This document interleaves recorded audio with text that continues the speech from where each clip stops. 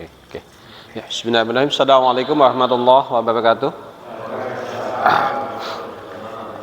Alhamdulillahilladzi arsala rasulahu bil huda wa dinil haqq liyadini kulli wa kafa billahi syahida.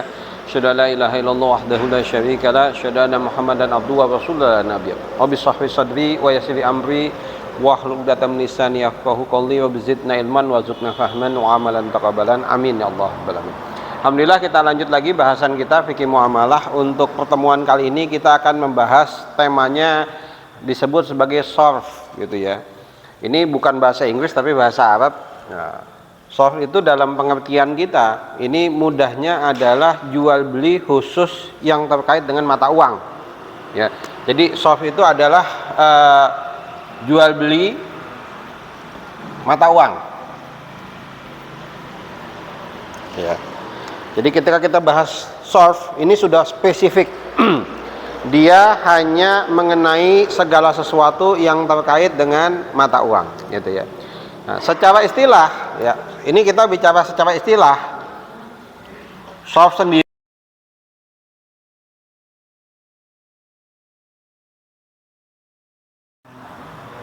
Ya.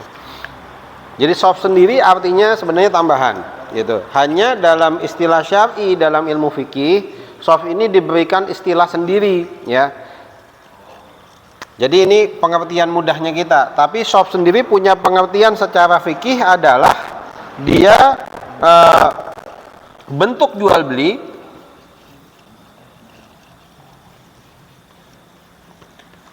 yang terkait dengan naqdain,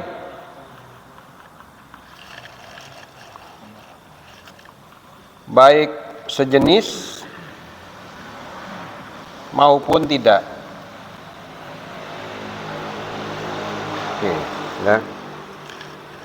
Oke, saya jelaskan dulu. Jadi sharf ini adalah bagian dari pelajaran kita yang panjang mengenai al-bai'. Al-bai' itu diterjemahkan jual beli meskipun nggak cuma jual beli. Ya, al-bai' itu termasuk juga di dalamnya jual beli dan barter. Gitu ya. Barter pun kita masukkan dalam al-bai' dalam ilmu fikih. Adanya pertukaran barang, ya, itu kita sebut sebagai al-bai', gitu ya.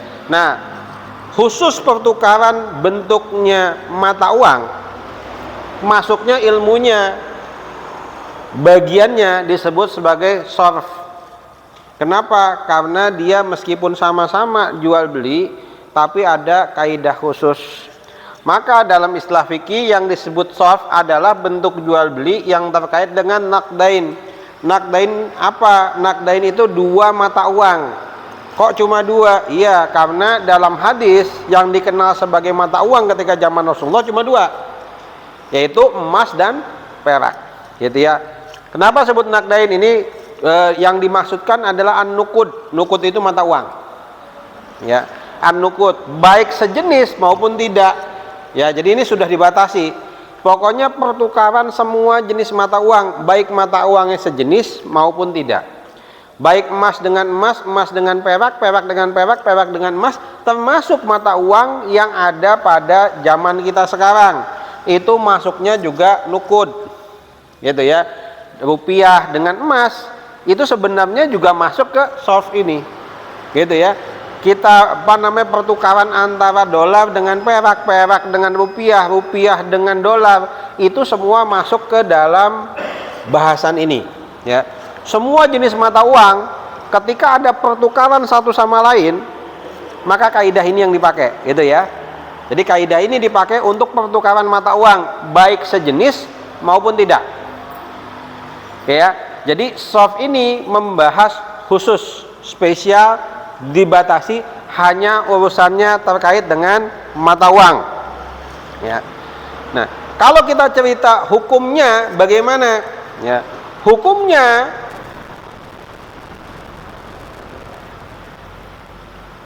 adalah boleh, tapi di sini dengan syarat.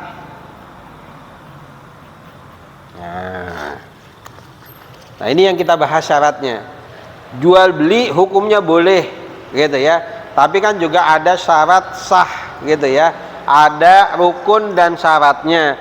Sama juga yang namanya soft pertukaran mata uang itu boleh, tapi dengan syarat, gitu ya, ada syaratnya, gitu ya.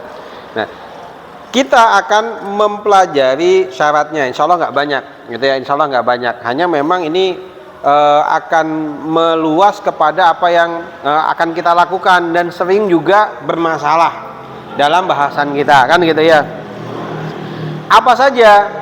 Jadi yang namanya soft itu syaratnya sederhana, cuma ada 4, ya. Syaratnya soft cuma ada 4. Ini saya pindahin tulisannya ya, biar saya nggak terlalu ke bawah.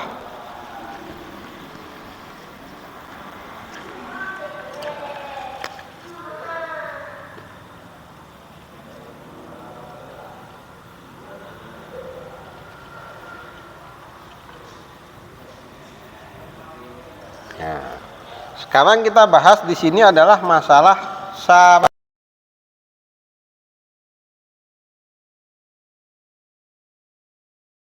Syarat nomor 1. Ya, syarat nomor 1 dan yang paling penting adalah serah terima sebelum pisah majelis. Nah, artinya yang namanya tukar-tukaran uang atau dalam bahasa lain jual beli uang itu ketika ketemu deal, selesaikan saat itu juga. Nggak boleh pergi dulu, nggak boleh pulang dulu, nggak boleh diselingi oleh aktivitas lain, tapi harus dalam satu majelis, satu kesempatan, satu kejadian. Jadi serah terima sebelum pisah majelis, gitu ya. Kenapa? Karena nanti ada kaidahnya, gitu ya, ada kaidahnya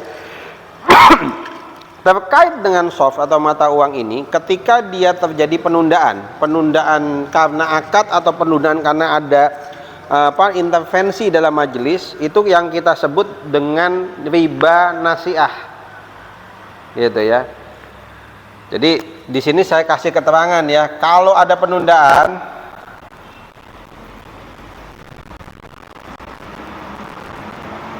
ini masuknya riba nasiah. Nah, ya, jadi ada riba yang terkait dengan penundaan. Jadi bukan nambah harga tapi waktu. Ini khusus spesial hanya untuk urusan soft. Ya. Sebenarnya ada sebuah hadis yang kita bahas di awal sekali di kajian fikih muamalah. Hadis yang diriwayatkan oleh Imam Bukhari dan Muslim. Hadis ini hadis yang sahih, yang bicara mengenai, kalau sebutannya kita sebut adalah barang-barang ribawi. Ya. Dan di sini menjadi poin penting, ada 6, gitu ya. Jadi hadis tersebut bicara mengenai 6 barang ribawi yang dimana di situ diberikan 3 ketentuan, ya.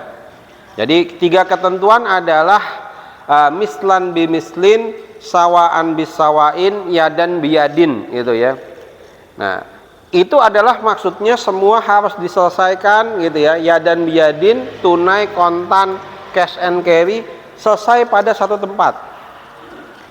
Jual beli mata uang itu harus selesai pada tempat itu juga, tidak boleh ditunda, tidak boleh kemudian berpindah tempat dulu sebelum selesai.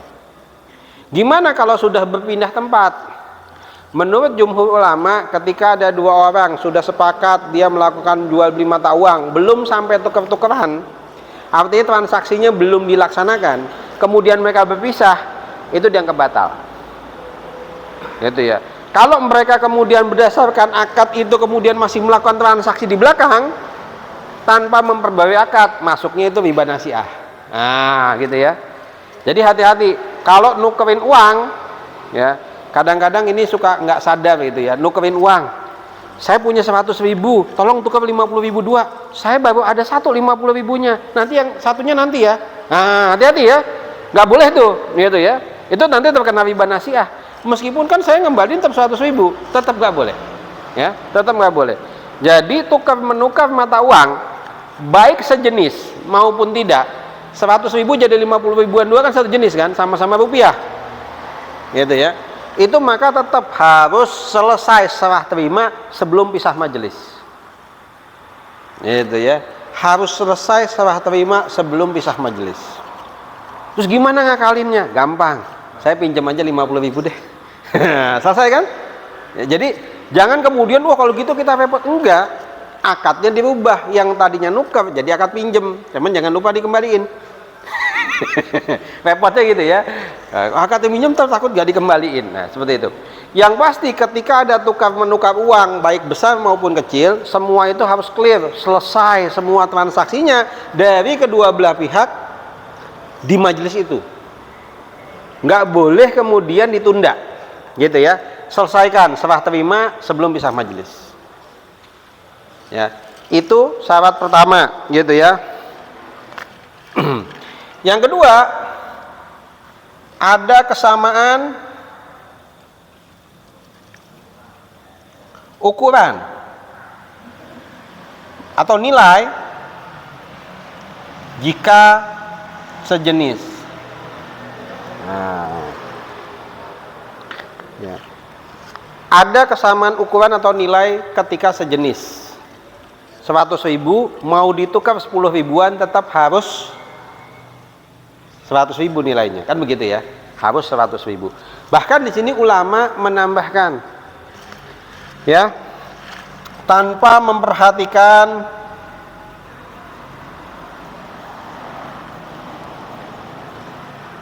kualitas atau bentuk. Ya. Jangan kemudian karena emas itu sudah berbentuk cincin 1 gram, kemudian minta ditukar dengan emas yang 1 gram lebih, gitu ya, nggak boleh. Sama seperti misalnya uang 100 ribuan saya kan baru, tolong dong tukar dengan 10 ribuan 11, nggak boleh, gitu ya. Jadi ketika menukarkan barang sejenis itu harus sama, tanpa memperhatikan kualitas atau memperhatikan bentuk, gitu ya. Uang saya special edition, ya tetap aja uang 100.000 special edition tetap nilainya 100.000 kan begitu ya. Emas 10 gram ya dalam bentuk cincin, emas 10 gram dalam bentuk karung, emas 10 gram dalam bentuk lantakan, nilainya berapa? Ya emas 10 gram kan? Emas 10 gram gitu. Maka ini diperjelas oleh para ulama ketika bicara tukar menukar barang sejenis itu harus sama nilainya, sama ukurannya. Ya. Kenapa di sini disebut ukuran? Karena bisa jadi yang dipertukarkan adalah emas dan perak. Gitu ya, emas dan perak. Maka harus sama nilainya atau sama ukurannya. Tanpa memperhatikan kualitas, tanpa memperhatikan bentuk. Enggak kemudian karena uang 10 ribuannya itu sudah jelek, ya kalau nukar harus lebih banyak, enggak, gitu ya. Ketika nukar uang 10 ribuan yang jelek dengan 10 ribuan yang bagus, ya tetap sama-sama nilainya 10 ribu. Nah, inilah yang membedakan antara nukud mata uang dengan uang yang sudah berubah fungsi. Ya, bisa nggak uang berubah fungsi? Bisa jadi barang koleksi, ya. Uang kuno itu uang koleksi, ya. Dia tidak terikat dengan aturan ini. Kenapa? Karena uang kuno sudah tidak memiliki nilai aslinya, nilainya dia karena nilai antiknya. Ngetesnya gimana? Sederhana, namanya uang 10.000, mau kita remes-remes hancur, mau sampai lecek sekalipun nilainya tetap 10.000. Uang kuno yang mulus kita recekin, nilainya berkurang nggak? Berkurang. Kan gitu ya. Itu bedanya. Nukut itu tidak berkurang atau bertambah nilainya karena kualitas maupun bentuk. Tapi uang yang sudah tidak lagi berupa nukut itu memungkinkan bisa berubah, kecuali emas dan perak. Kan gitu ya. Emas mau sudah gepeng, sudah penyet, sama harganya nggak? Sama kan gitu ya. Yang beda emasnya kalau hilang gitu ya, itu sudah nggak ada harganya. Ya. Maka di sini ditekankan bahwa harus ada kesamaan ukuran jika sejenis. Ya, jika sejenis gitu ya. Maka di sini ada penekanan itu. Nah, ini adalah aturan yang mengikat ketika kita tukar menukar uang. Wah, kita bukan money changer, kita nggak pernah transaksi uang. Enggak, kita bisa dibilang akan ada satu kondisi di mana pasti melakukan ini. Ya, nukar uang itu alamilah manusia gitu ya. Nukar uang itu alami manusia. Bahkan pertukaran ini pun juga sama, meskipun itu terjadi antara keluarga, tetap harus dilakukan ya. Antara orang tua dengan anak juga sama. Ya, pisahkan antara akad tukar menukar dengan akad pemberian. Kan diminta selesaikan dulu serah terimanya. Anaknya nuker, Pak, saya tukar dong uang 50 ribuan jadi 5 ribuan. Gitu. Wah, kurang. Ya nggak apa-apa deh, gitu ya. Nggak boleh. Selesaikan dulu. Gitu ya. Selesaikan dulu akadnya, gitu. Karena akadnya sedang tukar menukar, kan gitu ya. Sedang tukar menukar, akad tukar menukarnya diselesaikan. Ketika diselesaikan diberikan, boleh, nggak ada masalah, kan gitu. Nah, ini syarat pertama, syarat kedua, gitu ya. Jadi ada 4 syarat di mana yang namanya soft itu harus mengikuti kaidah ini. Yang ketiga adalah bebas dari khiyar. Khiyar syarat namanya gitu ya. Apa itu bebas dari khiyar syarat? Khiyar syarat itu maksudnya adalah proses tawar menawar. Ya, proses tawar menawar. Namanya jual beli, boleh nggak tawar menawar? Boleh. Tapi kalau sama sejenis kan nggak ada tawar menawar kan, gitu ya. Tapi kalau barangnya beda jenis, artinya uangnya itu beda jenisnya, antara dolar dengan rupiah, kita beli emas, beli perak, tukar menukar dan lain sebagainya, boleh. Tapi tidak boleh diberikan khiyar syarat. Maksudnya gimana? Khiyar syarat ini kan khiyar yang mengikat, yang hanya memungkinkan ketika transaksi belum ada serah terima. Kan gitu ya, transaksi belum ada serah terima. Padahal yang namanya soft itu harus serah terima dulu. Nah, kalau di sini sudah ada terima, di sini diberikan khiyar syarat, artinya ada yang gantung. Ya, padahal yang namanya transaksi mata uang tidak boleh gantung. Kan begitu ya. Transaksi mata uang tidak boleh gantung. Jadi di sini kaidahnya transaksi tidak boleh tertunda atau tertahan.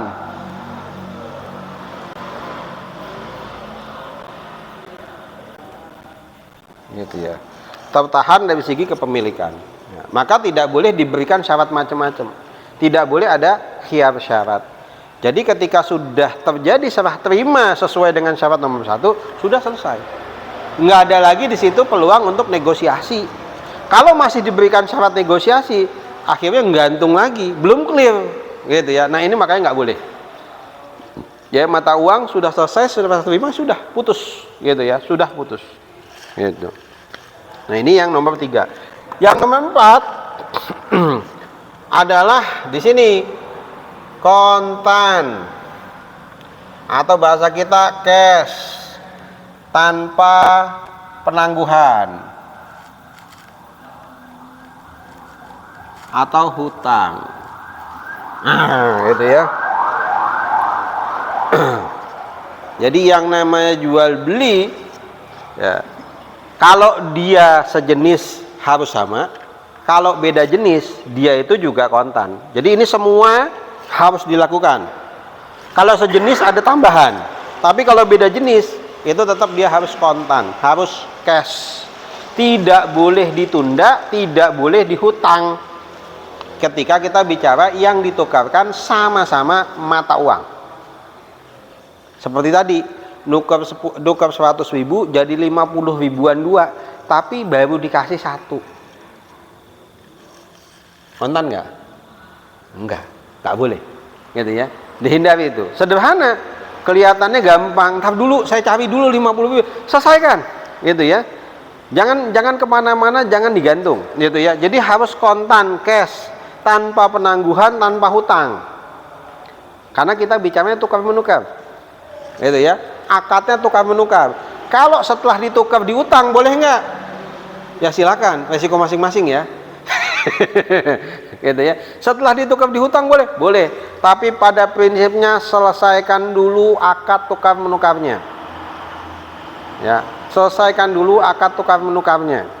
Ya, ini kita bicara tukar menukar. Kita bukan bicara masalah jual beli dengan kembalian, beda cerita.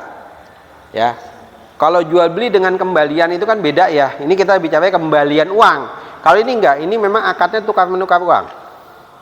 Ya, akadnya tukar menukar uang. Kalau akadnya tukar menukar uang, maka selesaikan dulu akad tukar menukarnya, baru dilakukan akad lain. Gitu ya. Beda ketika kita bayar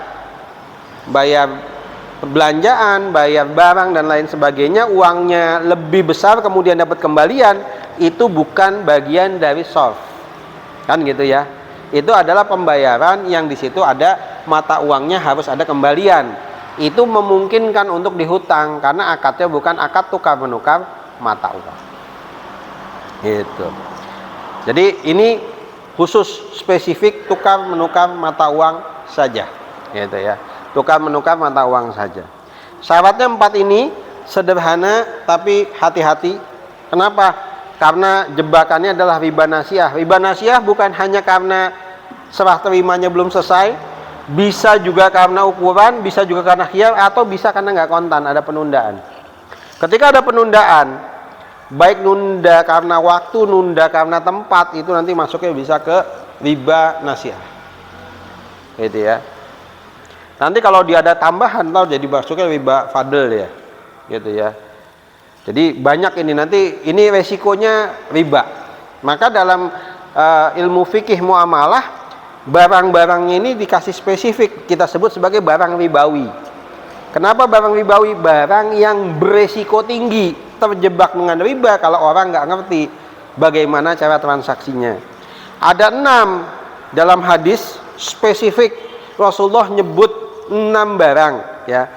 Zahab wa fiddah, gitu ya. Emas dan perak ya. Bur wa syair, ini jenis gandum-ganduman ya. Ada tamar, ada milh. Tamar itu kurma kering, dan milh itu garam. 6 benda ini adalah disebutnya, diistilahkan sebagai 6 benda ribawi yang dia harus dipertukarkan. Tadi kaidahnya adalah sawaan bisawain gitu, mislan bimislin, yadan biyadin, harus setara, sejenis, seukuran dan kontan. Kalau dia beda jenis boleh idah talafat fabi'u, tapi yang penting yadan biyadin, harus tetap cash. Jadi 6 barang tadi, 6 barang yang transaksinya ketika dipertukarkan nggak boleh ngutang. Gitu ya, nggak boleh ngutang. Gitu. Ya. Penekannya ada pada nakdain, 2 mata uang, emas dan perak, termasuk juga mata uang yang kita pakai sekarang di macam-macam seluruh belahan dunia, semua jenis mata uang, mau dolar, mau rupiah, mau euro, mau yuan, mau apapun itu kita masuknya mata uang tetap. Maka kaidah ini tetap berlaku, gitu ya. Kaidah ini tetap berlaku. Nah, ada pertanyaan tambahan ya kalau di kitab fikihnya. Jadi ini yang saya gunakan adalah kitab fikih Fikih Islam wa Adilatuhunya karya Syekh Wahbah Zuhaili. Beliau adalah ulama dari Al-Azhar Kairo. Dan beliau menulis di kitabnya sendiri. Ini ada tambahan karena beliau termasuk ulama kontemporer ya, baru meninggal sekitar tahun 2015 2016 ingat saya gitu ya. Di atas tahun 2000-an. Beliau sempat memberikan tambahan untuk memberikan jawaban gimana dengan transfer uang. Gitu ya. Gimana dengan transfer uang? Masuk ke sini enggak? Ya, berarti beliau orang modern ya. Udah kenal transfer gitu ya. Transfer uang itu termasuk sini enggak? Ya. Maka beliau membagi 2. Kalau transfer itu mata uang yang sama, kita transfer uang rupiah yang terima rupiah, maka itu tidak termasuk di sini. Tapi termasuk adalah kaidahnya al-amanah, titipan. Gitu ya, titipan, masuknya amanah, titipan. kalau mata uangnya sama. Tapi kalau mata uangnya beda, masuknya sini. Ya, contohnya, ini sekedar contoh ya. Ada yang mungkin kerja di luar negeri, jadi TKI kan gitu ya. Mereka dapat gaji dalam bentuk mata uang sana, gitu ya. Misalnya di Arab Saudi dapat uangnya rial, kirim ke Indonesia, nyampe ke rumah bentuknya rupiah. Nah, bagaimana menyikapinya? Nah, maka harus dipisahkan transaksinya. Transaksi mana duluan yang mau dijalankan? Apakah uangnya mau ditukar dulu dari pengirim? Yang di sana ketika mau kirim tukar dulu uangnya jadi rupiah. Selesai uangnya jadi rupiah baru dikirim. Itu boleh. Atau sebaliknya, dia transfer dulu ke Indonesia, yang di Indonesia nerimanya real, baru setelah diterima ditukar jadi rupiah. Nggak boleh ditukar otomatis di jalan. Kenapa nggak boleh ditukar otomatis? Nggak penuh syarat ini. Harus ada serah terima. Kalau misalnya kita masukin uangnya real, keluarnya rupiah di ujung sana, nukarnya di mana? Nggak memenuhi syarat ini, gitu ya. Maka pastikan ketika ada transaksi yang berbeda mata uang, ini bisa berjalan. Selesaikan dulu satu transaksi, baru berlanjut transaksi lain. Kirim dulu baru tukar, atau tukar dulu baru dikirim, kan begitu ya. Nah, tukar dulu baru dikirim. Bayang ya, itu problem kontemporer kita. Ada lagi satu lagi, beliau juga sempat memberikan gambaran pertanyaan di zaman modern sekarang, gimana kalau bayar utang dengan mata uang yang beda? Ya, gimana kalau bayar utang dengan mata uang yang beda? Boleh nggak? Jawabannya boleh, tapi gunakan kurs yang sudah ditetapkan pada hari ketika pembayaran itu. Misalnya contohnya gini, saya minjam $100 tahun 2000, gitu ya. Maka kewajiban saya sekarang mengembalikan sejumlah $100, ya kan? Tapi kebetulan saya nggak megang dolar, saya hanya megang rupiah, maka saya harus mengembalikan dengan nilai dolar dulu atau sekarang? Sekarang, betul. Jadi kita kembalikan dengan kurs yang ada terkini, kondisi sekarang, gitu ya. Kondisi sekarang itu ada berarti kan ada sebenarnya kesepakatan, ya, tukar menukar mata uang kan gitu ya sebenarnya di situ. Yang itu ditetapkan dengan kurs, gitu. Kurs terkini itu diperbolehkan, gitu. Tapi harus menggunakan ketetapan yang ada yang sekarang. Nggak boleh kemudian menggunakan kurs yang dulu, baik kursnya lebih tinggi maupun lebih rendah, gitu ya. Repot ya, ya seperti itu. Kalau nggak mau repot ya sudah beli sendiri, kan sama aja ya akhirnya ya. Pokoknya utangnya $100 dibayar $100 terserah, gitu ya. Terserah gimana caranya, gitu ya. Mau mata uangnya naik, mata uangnya turun, yang dihutang $100. Nah, seperti itu pula lah berhutang dalam bentuk-bentuk yang lain.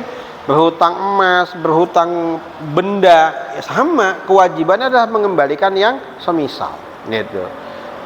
Entah terjadi perubahan harga barang yang semisal, tapi kewajibannya mengembalikan barang yang semisal. Kalau terjadi perubahan harga gimana? Ya tetap dikembalikan semisal. Tahun 95 $1 hanya 2000, gitu ya. Kita minjem $100, cuman berapa itu? Berapa itu? Cuma 200.000 ya? 200.000. Sekarang kalau kita minjem $100, 1,5 juta. Resiko? Ya bukan resiko, minjemnya $100.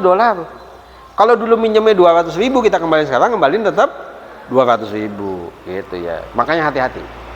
Akadnya diperjelas, karena ketika kita bicara nanti ada bahasa sendiri utang piutang, harus jelas spesifik apa yang diutang. Mau yang diutang nilainya kah, mau diutang dalam mata uang apakah, itu disepakati, gitu ya, disepakati.